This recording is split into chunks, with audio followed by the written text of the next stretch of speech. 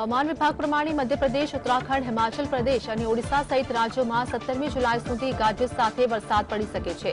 આ સ્થિતિને ધ્યાનમાં રાખીને હવામાન વિભાગે આ પ્રદેશોમાં ઓરેન્જ એલર્ટ જાહેર કર્યું છે। આ સાથે જ દિલ્હી અને તેના આસપાસના વિસ્તારોમાં વાદળછાયું વાતાવરણ રહેશે અને દિવસ દરમિયાન વરસાદી ઝાપટા પડી શકે છે। ઉત્તરાખંડ અને હિમાચલ પ્રદેશમાં 17મી જુલાઈ સુધી છૂટાછવાયા સ્થળોએ ભારેથી અતિભારે વરસાદ પણ પડી શકે છે। તો મહારાષ્ટ્રમાં પણ આગામી 5 દિવસ સુધી ભારે વરસાદ પડવાની સંભાવના વ્યક્ત કરવામાં આવી છે।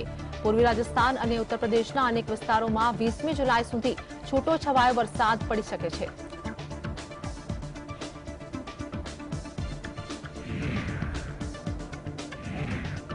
યમુના નદીના જળસ્તરમાં નોંધપાત્ર ઘટાડો થયો છે, ત્યારે હજુ પણ દિલ્હીના અનેક વિસ્તારોમાં પાણી ભરાયેલા છે। સેન્ટ્રલ વોટર કમિશનના આંકડા પ્રમાણે નદીનું જળસ્તર ઘટીને 206 મીટર પર પહોંચી ગયું છે। જોકે હજુ પણ યમુના નદી ભયજનક સપાટી ઉપર વહી રહી છે। આ સાથે જ દિલ્હીમાં ફરીવાર વરસાદ થતાં લોકોની મુશ્કેલીઓમાં વધારો થયો હતો।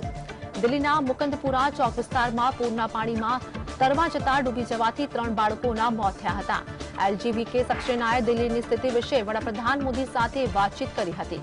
દિલ્હીમાં મોડી રાત્રે 11 મીમી જેટલો વરસાદ પડ્યો હતો।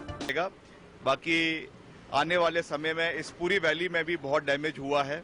उसके लिए मुख्यमंत्री जी ने भी उसका संज्ञान लिया है। उस पर हम पूरी मजबूती से कार्य कर रहे हैं। उत्तराखंडના હરિદ્વાર પાસે આવેલા લંગસારમાં પૂરની સ્થિતિ વિશે વાત કરતા પ્રદેશના મુખ્યમંત્રી પુષ્કરસિંહ ધામીએ જણાવ્યું હતું કે અતિવૃષ્ટિના કારણે ખેતરોમાં પાકને નુકસાન થયું છે અને લોકોના ઘરોમાં પાણી ઘૂસી ગયા છે। પ્રદેશમાં પૂરના કારણે ઘણું આર્થિક નુકસાન પણ થયું છે। માળખાકીય સુવિધાઓને પણ નુકસાન થયું છે। ધામીએ જણાવ્યું છે કે વહીવટી તંત્રને નુકસાનનું મૂલ્યાંકન કરવાની સૂચના આપી છે। લોકોની જીવન જરૂરિયાતની વસ્તુઓ ઉપલબ્ધ કરાવવા માટે રાજ્ય સરકાર કટિબદ્ધ છે। અમે શક્ય થાય તેટલી વહેલી તકે જનજીવન सामान्य थाय तेना माटे तमाम प्रयास करीशुं।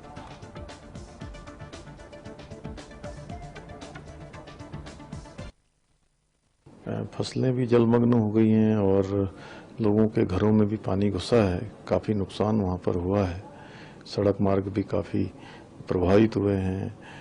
नहर के किनारे वाले जो प्रोटेक्शन वर्क थे वह भी प्रभावित हुए हैं। जगह जगह पर भू कटाव हुआ है और इस सब के लिए आकलन करने का हमने प्रशासन को कहा है कि सभी क्षति जो भी हुई है उस क्षति का आकलन करें और फिलहाल अभी लोगों को राहत में किसी भी प्रकार की कोई कमी न हो उसके लिए समुचित प्रबंध किए जा रहे हैं। ભૂતાન સરકારે કુરિયુ હાઇડ્રો પાવર ડેમમાંથી પાણી છોડવાની જાણ કરતા આસામ સરકારે ભારત ભૂતાન સીમા પાસે આવેલા ગામડાઓમાં એલર્ટ જાહેર કર્યું હતું। જ્યારે ડેમમાં પાણી છોડવામાં આવશે ત્યારે બેકી નદીના જળસ્તરને પ્રભાવિત કરશે। નદીના જળસ્તરમાં નોંધપાત્ર વધારો જોવા મળ્યો છે, પરંતુ પાણીનું સ્તર ભયજનક સપાટીથી નીચે છે। લોકોએ ગભરાવાની જરૂર નથી। અમે આ મુદ્દે એસડીઆરએફ અને એનડીઆરએફની ટીમને પણ એલર્ટ પર રાખી છે। અમે કોઈપણ પ્રકારની સ્થિતિને પહોંચી વળવા માટે તૈયાર છીએ।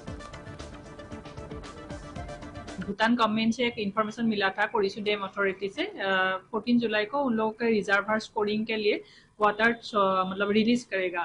तो उसके लिए हम लोग डिस्ट्रिक्ट एडमिनिस्ट्रेशन और डिस्ट्रिक्ट डिजास्टर मैनेजमेंट अथॉरिटी की तरफ से हम लोगों के सब बेकी रिवर की क्योंकि बेकी रिवर पे ही इफेक्ट करेगा अगर कोरिसु डैम रिलीज करता है, वाटर रिलीज करता है। तो हम लोग बेकी रिवर के जो रहने वाले लोग हैं उन लोगों का हम लोग अलर्ट कर दिया है थ्रू माइकिंग। વડાપ્રધાન નરેન્દ્ર મોદીની યુએઈ મુલાકાત દરમિયાન શિક્ષણની મહત્વના એમઓયુ થયા છે।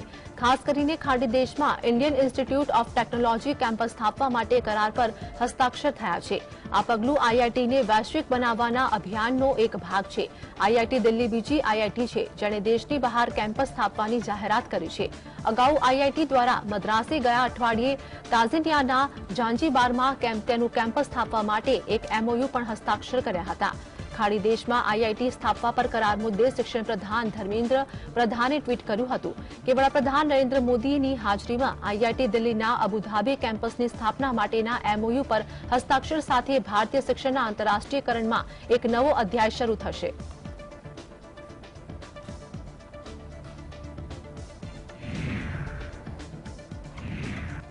ફ્રાન્સના પ્રવાસ બાદ પ્રધાનમંત્રી મોદી યુએઈના પ્રવાસે પહોંચ્યા ત્યારે તેમનું ભવ્ય સ્વાગત કરવામાં આવ્યું હતું। તો યુએઈના રાષ્ટ્રપતિ અને અબુધાબીના શાસક શેખ મોહમ્મદ બિન જાયદે પ્રેસિડેન્શિયલ પેલેસમાં પ્રધાનમંત્રી મોદીનું સ્વાગત કર્યું. તો ભારત અને યુએઈ વચ્ચે દ્વિપક્ષીય બેઠક પણ યોજાઈ, જેમાં સંરક્ષણ સહિત અનેક ક્ષેત્રોમાં મહત્વના કરાર થયા. કરાર પર હસ્તાક્ષર બાદ પીએમ મોદીએ યુએઈ સાથે મળીને આર્થિક ભાગીદારી વધારવા પર વાત કરી.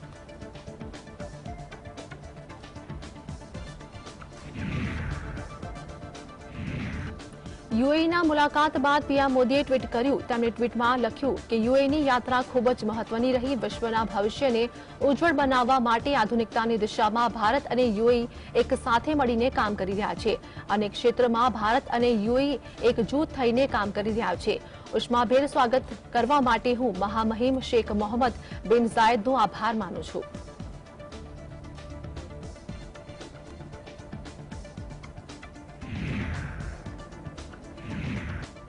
વડાપ્રધાન નરેન્દ્ર મોદી ફ્રાન્સની 2 દિવસીય મુલાકાત પૂર્ણ કર્યા બાદ સંયુક્ત આરબ અમીરાત પહોંચ્યા હતા. યુએઈમાં પીએમ મોદીના સ્વાગત માટે દુબઈના બુર્જ ખલીફા લાઇટિંગ્સ વડે ભારતીય તિરંગાના રંગોમાં રંગવામાં આવ્યું હતું. તો બુર્જ ખલીફા પર ભારતીય રાષ્ટ્રધ્વજના રંગો દર્શાવ્યા બાદ પીએમ મોદીની તસવીર પણ પ્રદર્શિત કરવામાં આવી હતી.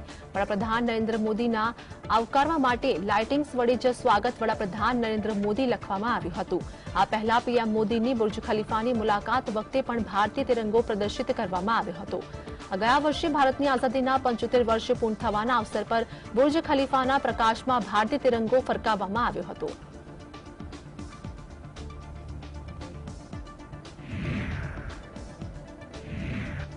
સાહેબનું મન ગુજરાતમાં અને ગુજરાત સમાચારમાં વડાપ્રધાન મોદીની યુએઈ પ્રવાસની એક તસવીર સામે આવી છે. પીએમ મોદી સતત વિદેશ પ્રવાસો વચ્ચે પણ ગુજરાત સમાચાર અખબાર વાંચવાનું ચૂકતા નથી.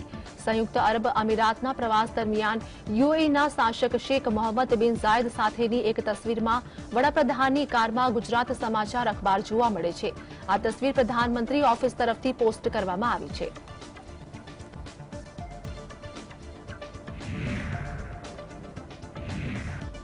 અમેરિકાના સાન ફ્રાન્સિસ્કોમાં ભારતીય દૂતાવાસ બહાર ભારતીય સમુદાયના લોકોએ રાષ્ટ્રધ્વજ દર્શાવી રાજદૂત અને અધિકારીઓને સમર્થન પૂરું પાડ્યું હતું. થોડાક દિવસો પહેલા કથિત ખાલિસ્તાની સમર્થકો દ્વારા ભારતીય દૂતાવાસમાં તોડફોડ કરવામાં આવી હતી. ભારતીય સમુદાયના લોકોએ દૂતાવાસ બહાર વંદે માતરમ, ભારત માતા કી જય અને અખંડ ભારત જિંદાબાદ સહિતના સૂત્રોચ્ચાર કર્યા હતા. લોકોએ કથિત ખાલિસ્તાની હુમલાના કૃત્યને આતંકવાદ ગણાવ્યું હતું. 2 જુલાઈના કથિત ખાલિસ્તાની સમર્થકોએ ભારતીય દૂતાવાસમાં તોડફોડ કરી હતી અને તેમાં આગ લગાવવાનો પણ પ્રયાસ કર્યો હતો. આ ઘટના બાદ ભારતીય દૂતાવાસ બહાર મોટી સંખ્યામાં પોલીસ બળ તૈનાત કરવામાં આવ્યો હતો. અમેરિકામાં ભારતીય રાજદૂત તરજીતસિંહ સંધુએ પણ આ સમગ્ર મામલાની તપાસ કરવાની અમેરિકી સરકારને રજૂઆત કરી હતી.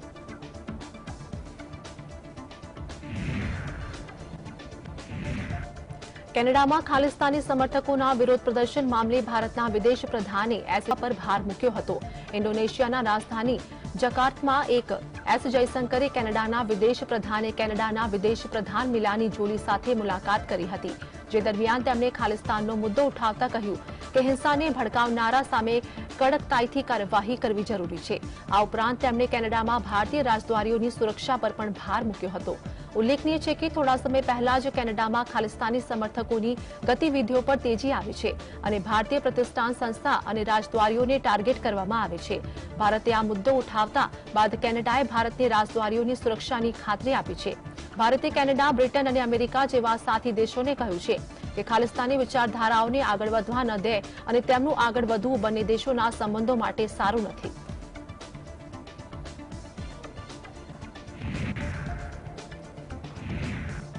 આગામી 20 જુલાઈથી શરૂ થવા જઈ રહેલા ચોમાસુ સત્રમાં સરકારને ઘેરવા માટે કોંગ્રેસે તૈયારીઓ કરી છે, જેમાં મણિપુર હિંસાનો મુદ્દો સૌથી વધુ મહત્વનો બની રહેવાનો છે. એક તરફ સરકાર ચોમાસુ સત્રમાં યુસીસી બિલને ગૃહમાં લાવવાની યોજના બનાવી રહી છે, ત્યારે કોંગ્રેસે 9 મુદ્દાઓ પર ચર્ચાની માંગ કરશે. સંસદનું ચોમાસુ સત્ર ઘણું તોફાની બની રહેશે. કોંગ્રેસ નેતા જયરામ રમેશે કહ્યું છે કે ગૃહમાં કેટલાક મુદ્દાઓ પર ચર્ચા કરવા માંગીએ છીએ. પહેલો મુદ્દો મણિપુરનો છે. અમે ઈચ્છીએ છીએ કે વડાપ્રધાનની હાજરીમાં મણિપુરની સ્થિતિ પર ચર્ચા થાય.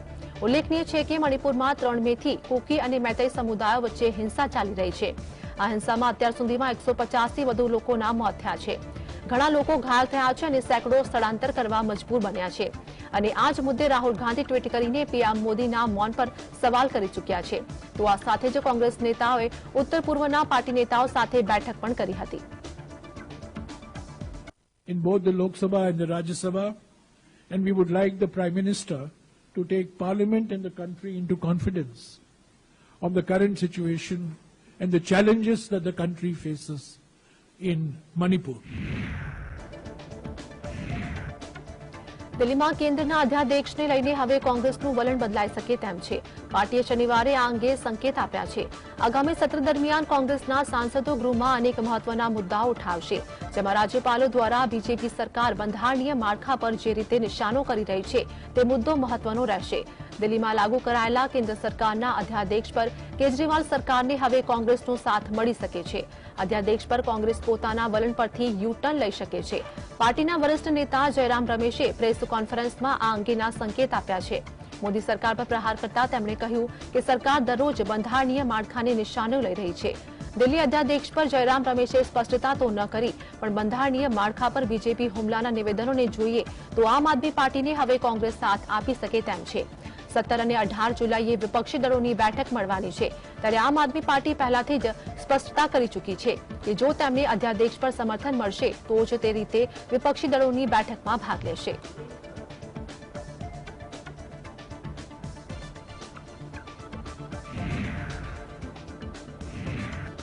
કોંગ્રેસ પાર્ટી હાઈકમાન્ડે દિલ્હીમાં ઉત્તર પૂર્વી રાજ્યોના તેમના નેતા સાથે બેઠક કરી હતી. આ બેઠકમાં કોંગ્રેસ અધ્યક્ષ મલ્લિકાર્જુન ખડગે, મહાસચિવ કેસી વેણુગોપાલ પણ હાજર રહ્યા હતા.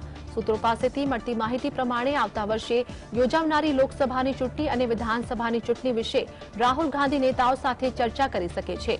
12મી જુલાઈના રોજ મલ્લિકાર્જુન ખડગે અને રાહુલ ગાંધીએ ઉત્તરાખંડના કોંગ્રેસના નેતાઓ સાથે બેઠક કરી હતી.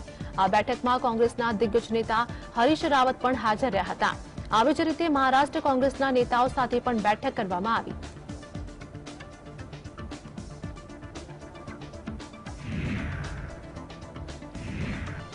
બે 2024ની લોકસભાની ચૂંટણીની તૈયારીને પગલે ભાજપે કમર કસી છે, ત્યારે એવામાં ભાજપે ચિરાગ પાસવાનને એનડીએની બેઠકમાં હાજરી આપવાનું આમંત્રણ મોકલ્યું છે. બીજેપી અધ્યક્ષ જેપી નડ્ડાએ ચિરાગ પાસવાનને 18 જુલાઈએ સાંજે 5 વાગે યોજાનારી બેઠકમાં હાજરી આપવા માટે પત્ર લખ્યો છે.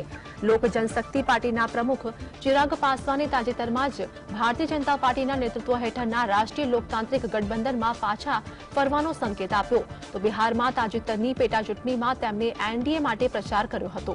લોક જનશક્તિ પાર્ટીને લખવામાં આવેલા પત્રમાં લખવામાં આવ્યું છે કે રામવિલાસ પાસવાન એનડીએના મહત્વપૂર્ણ ભાગીદાર છે. તમારો સહકાર ન માત્ર ગઠબંધનને મજબૂત બનાવે છે, પરંતુ દેશની વિકાસ યાત્રાને પણ મજબૂત બનાવે છે.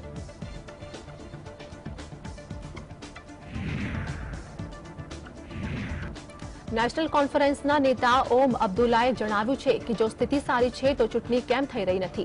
મોટા દાવાઓ કરવામાં આવે છે, પરંતુ જમીની વાસ્તવિકતા કંઈક અલગ જ દર્શાવે છે. જમ્મુ કાશ્મીરના જે ક્ષેત્રોમાંથી ઉગ્રવાદનો સફાયો કરવામાં આવ્યો હતો ત્યાં પણ ઉગ્રવાદે દેખા દીધી છે. આ પ્રકારની ઘટના સરકારની નિષ્ફળતા દર્શાવે છે. અમે રાશન કે વીજળી આપવાનો વિરોધ કરતા નથી. કેન્દ્ર શાસિત પ્રદેશના લોકોના જીવનનું સ્તર સુધારવું જોઈએ. ઓમર અબ્દુલ્લાએ જણાવ્યું છે કે સરકારે કડક નિર્ણય લેવા માટે જોઈએ, પરંતુ સરકારે લોકોને કોઈ રાહત આપી નથી. કલમ 370 મુદ્દે અમને સુપ્રીમ કોર્ટથી ન્યાયની આશા છે.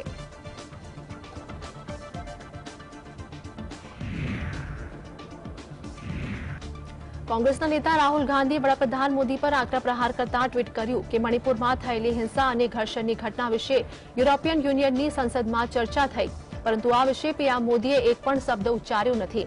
આ સાથે જ રાહુલ ગાંધીએ પીએમ મોદીના બેસ્ટિલ ડે પેરેડમાં મુખ્ય અતિથિ તરીકે હાજરી આપવાના આમંત્રણનો પણ કનેક્શન રાફેલ ડીલ સાથે હોવાનો દાવો કર્યો હતો. ભારત સરકારે 16મી જુલાઈના રોજ દેશની વાયુસેના માટે 26 રાફેલ વિમાન ખરીદ્યા હોવાની જાણકારી આપી હતી.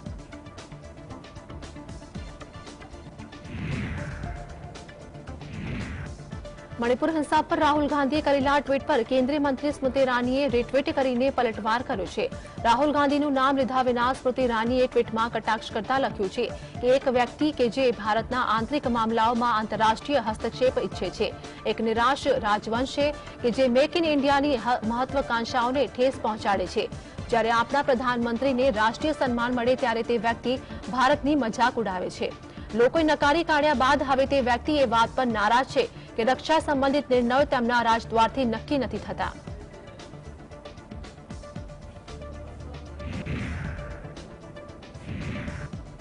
અઢારમી જુલાઈએ બેંગલુરુમાં યોજનારી વિપક્ષી દળોની બેઠક અંગે કોંગ્રેસ મહાસચિવ કેશી વેણુગોપાલે કહ્યું છે કે આ બેઠકમાં પટનામાં યોજાયેલી બેઠકની જેમ સફળ રહેશે. તો એનડીએ પર કટાક્ષ કરતા તેમણે કહ્યું કે મને ખુશી છે કે હવે એનડીએ પણ અમારું અનુકરણ કરી રહ્યા છે. હવે તો તેમને પણ ખબર પડી ગઈ છે કે ગઠબંધન જરૂરી છે. What is happening in the meeting? Wait for day after tomorrow. It will be a fruitful continuation of the Patna meeting.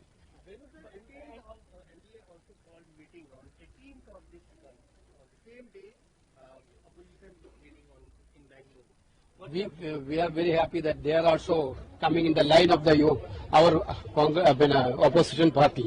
So they now realize that they also need a coalition. પશ્ચિમ બંગાળના CM મમતા બેનર્જીનું વલણ બદલાયેલું જોવા મળી રહ્યું છે. TMC નેતા અને પશ્ચિમ બંગાળના સીએમ મમતા બેનર્જી અને પાર્ટીના રાષ્ટ્રીય મહાસચિવ અભિષેક બેનર્જી 18 જુલાઈના રોજ બેંગલુરુમાં યોજનારી સંયુક્ત વિપક્ષની બેઠકમાં હાજરી આપશે. મમતા બેનર્જીએ અગાઉ આ બેઠકમાં ભાગ લેવાનો ઇનકાર કર્યો હતો. આવી સ્થિતિમાં તેમનું સ્ટેન્ડ વિપક્ષી પાર્ટીઓની તાકાતને મજબૂત બનાવશે. તમને જણાવી દઈએ કે બેંગલુરુમાં યોજનારી સંયુક્ત વિપક્ષની બેઠકમાં 24 પક્ષોને આમંત્રણ આપવામાં આવ્યું છે. આગામી લોકસભા ચૂંટણીમાં ભાજપને પડકાર ફેંકવા માટે આ બેઠક ખૂબ જ મહત્વપૂર્ણ માનવામાં આવી છે. વિપક્ષે મહારાષ્ટ્રમાં રાજકીય ઘટનાક્રમને ભૂલીને વિપક્ષી એકતાનો વિસ્તાર કરવાની રણનીતિ અપનાવી છે. જોકે વિપક્ષની આ બેઠક નેતાઓના પણ એક થઈને મોદી સરકારને આરપારનો જવાબ આપવા માટે તૈયાર કરવામાં આવી રહ્યા છે.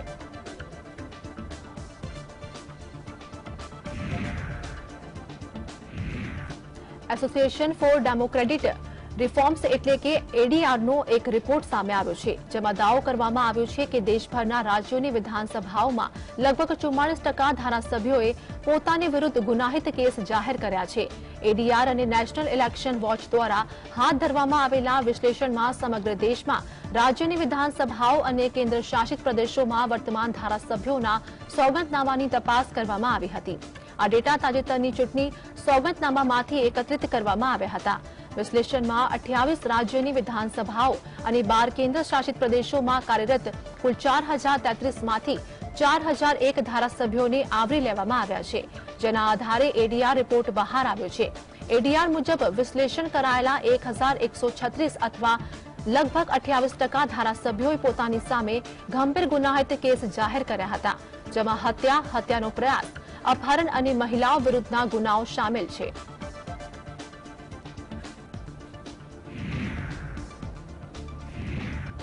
યમુના નદીના જળસ્તરને ઘટાડવા માટે યમુના બેરેજમાં લગભગ તમામ દરવાજા ખોલવામાં આવ્યા હતા.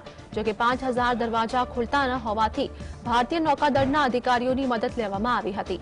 આ વિશે વાત કરતા નૌકાદળના અધિકારી સંજય કાડિયાને જણાવ્યું હતું કે અમને બેરેજના દરવાજા કાપવાનું કહેવામાં આવ્યું, પરંતુ સમીક્ષા કર્યા બાદ અમને જાણવા મળ્યું કે કાપના કારણે બેરેજના દરવાજા ખુલતા નથી. સ્થાનિક વહીવટી તંત્રએ યોગ્ય માર્ગદર્શન મેળવ્યા બાદ યમુના બેરેજના ગેટ નંબર 1 ને ખુલ્લો મૂક્યો હતો. બેરેજના અન્ય 4 દરવાજાઓને ખુલ્લા મૂકવાના પ્રયાસો હાથ ધરવામાં આવ્યા હતા. सबसे पहले ईस्टर्न बैंक पे स्टार्ट किया था, जो सबसे पहला गेट है उसमें मैक्सिमम सिल्ट था, तो it is a confidence building also. अगर इसको खोल दिया तो बाकी तो आराम से खुल जाएंगे. तो इन्होंने पहले गेट पे ही काम किया जिसमें मैक्सिमम सिल्ट थी. उस पे कल परसों रात के 12 बजे से लगे हुए थे, तो कल तक पूरा डीसिल्टिंग किया एयरलिफ्ट से. एंड कल शाम को तकरीबन 8 बजे के करीब एक ऑगमेंटेड लिफ्ट किया था, जो इनहेरेंट विंचेस है उससे भी प्लस बीच में एक आउटसाइड क्रेन से ट्राई किया था. तो gradually they have managed to open the gate number 1. દિલ્હીમાં પૂરની સ્થિતિ પર હવે રાજકારણ રમાઈ રહ્યું છે. કેજરીવાલ સરકારે કેન્દ્ર સરકાર પર દોષનો ટોપલો ઢોળ્યો છે, ત્યારે આ મામલે હવે હરિયાણાના ગૃહમંત્રી અનિલ વિજે કેજરીવાલ સરકારને આડે હાથ લીધી છે. તેમણે કહ્યું છે કે અમારા પ્રદેશમાં પણ બીજે ક્યાંકથી પાણી આવ્યું, પણ અમે તો કોઈના પર દોષારોપણ કરતા નથી. અમે તો પાણીનો નિકાલ કેવી રીતે થાય તે વિશે વિચારીએ છીએ. કેજરીવાલ ખૂબ ચાલાક છે, તે તો પાણીનો સ્વભાવ પણ બદલી નાખે તેમ છે. યમુના કિનારે અમારા પ્રદેશના જેટલા ગામડાઓ અને શહેરો છે ત્યાં પણ જળબંબાકારની સ્થિતિ છે. દિલ્હીમાંથી પાણી ઓસર્યા બાદ હરિયાણામાં વધુ પાણી આવે છે. તેવામાં તમે જ વિચારી શકો છો કે અમે જાણી જોઈને અમારા જ જિલ્લામાં કેવી રીતે પાણી છોડી શકીએ.